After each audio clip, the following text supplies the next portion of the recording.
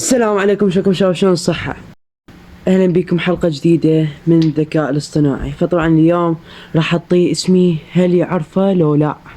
راح أعطي يعني اسم القناة، هل يعرف قناتي أو لا. ويلا لا تنسون اللايك والاشتراك وتفعيل جرس التنبيهات وليتس جو.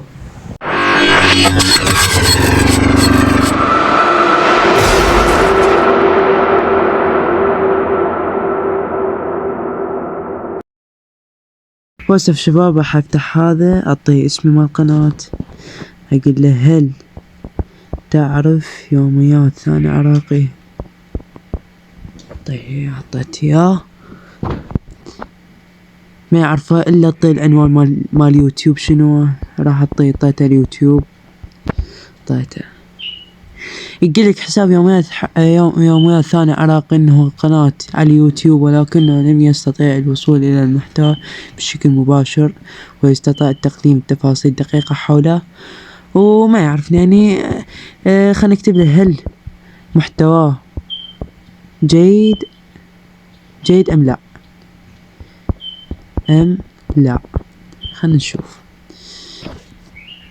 يقولك تحديد ان يوميات ثاني عراقي جيدا لا يجب عليك المشاهدات بعض فيديوهاته تقديما بناء المعارك الخاصة. يمكنك التركيز على الجوانب مثل المحتوى الذي نناقشها.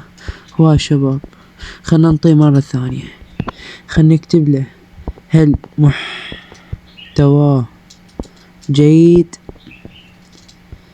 خلنا نشوف بكت الله يجاوب.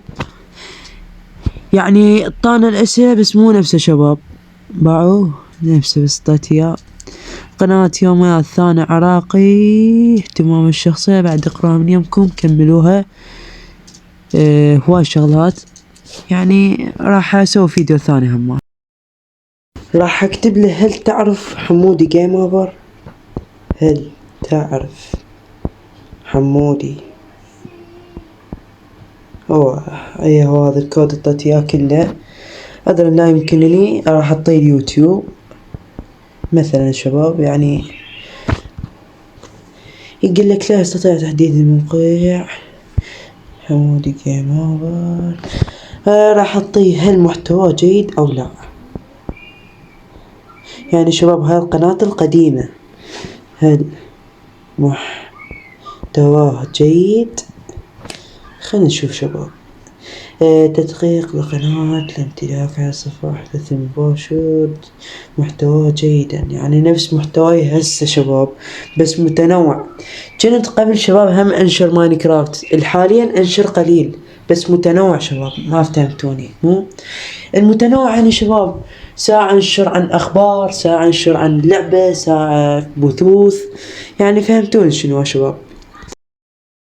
إلى هنا انتهت الحلقة. لا تنسون اللايك والاشتراك وتفعيل جرس التنبيهات، ولا تنسون صلوا على محمد وآل محمد. وراح أجيكم مرة نص السنة، مو هسه شباب، لأن راح تبدأ الامتحانات نص السنة. ومع السلامة، تحياتي لكم.